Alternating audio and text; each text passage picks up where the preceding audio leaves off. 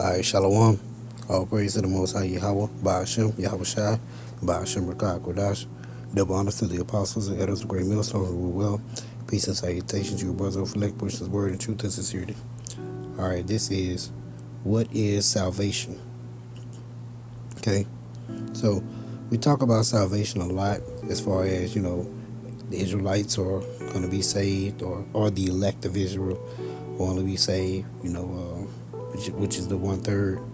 Okay, we would talk a lot about being saved, but we never really talk about what is salvation, meaning what does salvation really look like? Okay, so let's just kind of get to that question in the scriptures. Okay, let's see what exactly is salvation.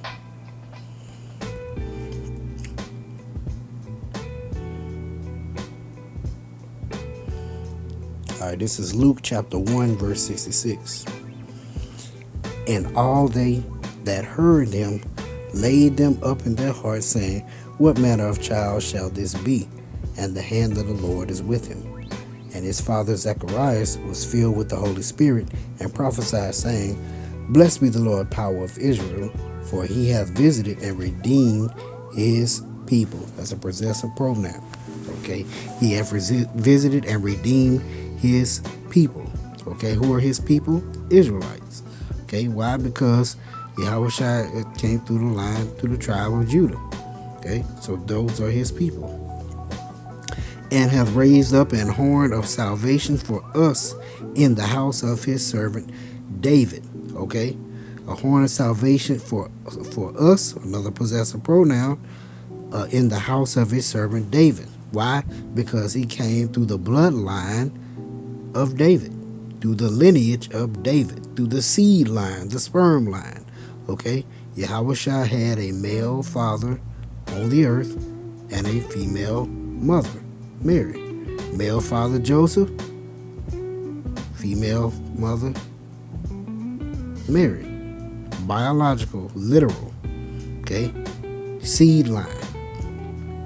As he spake by the mouth of his holy prophets, which have been since the world began, that we should be saved from our enemies and from the hand of all that hate us. So, for one thing, we have to be saved from our enemies, okay? And how many enemies do we have? Every other nation on the planet Earth is our enemy. We as Israelites have no allies. There is no country or no nation of people that is for us or do things to benefit us as a people, us as Israelites. Okay, so all other nations are literally our enemies, and all other nations do hate us. Okay, they do not like us. So that was a promise that was made to us, to our forefathers. This is Deuteronomy chapter 33, verse 24. And of Asher he said, Let Asher be blessed with children, let him be acceptable to his brethren, and let him dip his foot in oil. Thy shoes shall be iron and brass, and as thy days, so shall thy strength be. There is none like unto the power of Jeshurun, who rideth upon the heaven in thy help, and in his excellency on the sky. Those are what's going to be in the chariots. The eternal power is my refuge, is thy refuge, and underneath are everlasting arms, and he shall thrust out the enemy from before thee, and shall say, Destroy them. Okay? Israel then shall dwell in safety alone. The fountain of Jacob shall be upon a land of corn and wine. Also his heavens shall drop down dew.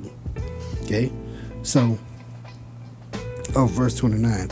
Happy art thou, O Israel, who is like unto thee, O people saved by the Lord, by Yahweh, by Hashem Yahweh Shai, the shield of thy help, and who is the sword of thy excellency, and thine enemies shall be found liars unto thee, and thou shalt tread upon their high places. Okay, so our enemies shall be treaded upon. Okay, they shall be thrust out of our land, and then we shall dwell in safety alone. Okay, let's get a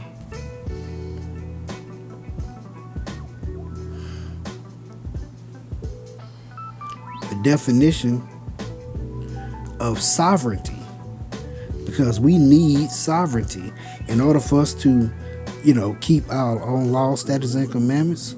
We need sovereignty.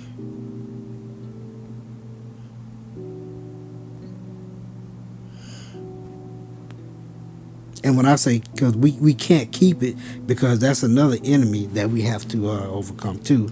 But we need sovereignty in order to govern ourselves. Okay? Because right now we're subject to Esau, Edom's kingdom. This is the word sovereignty.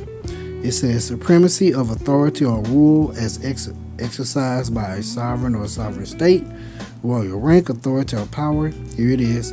Complete independence and self-government. Okay?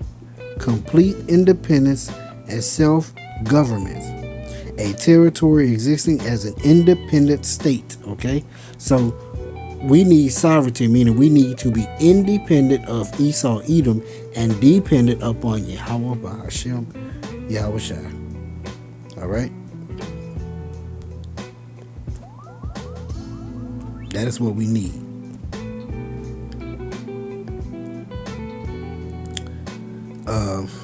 Verse 71, Luke 1:71 again. That we should be saved from our enemies and from the hand of all that hate us, to perform the mercy promised to our fathers, and to remember his holy covenant. The oath which he sware to our father Abraham, that he would grant unto us, that we, being delivered out of the hand of our enemies, might serve him without fear, in holiness and in righteousness before him all the days of our life. And thou, child, shalt be called the prophet of the highest, for thou shalt go before the face of the Lord to prepare his ways, to give knowledge of salvation unto his people, by what? The remission of their sins. Okay, let's look at that word remission, because that's the other enemy that we must overcome is sin.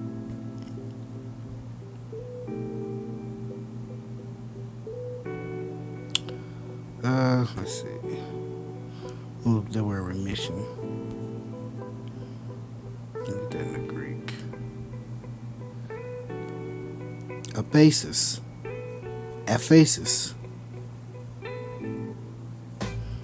This is the Greek word aphasis. It says release from bondage or imprisonment, forgiveness or pardon of sins, letting them go as if they had never been committed, remission of the penalty. So release from bondage or imprisonment, because right now we are in bondage to sin. So we need to be saved from our enemies and from sin itself. All right.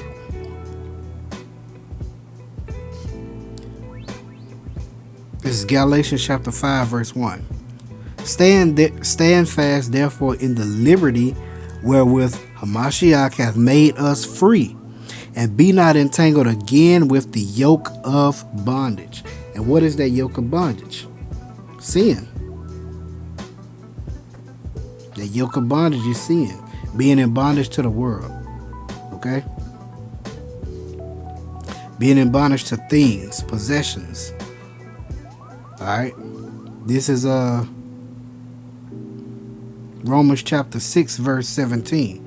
But the Most High be thanked that ye were the servants of sin. We were serving sin. Because we were in bondage to it. But ye have obeyed from the heart that form of doctrine which was delivered you. Being made free from sin, ye became the servants of righteousness. Okay?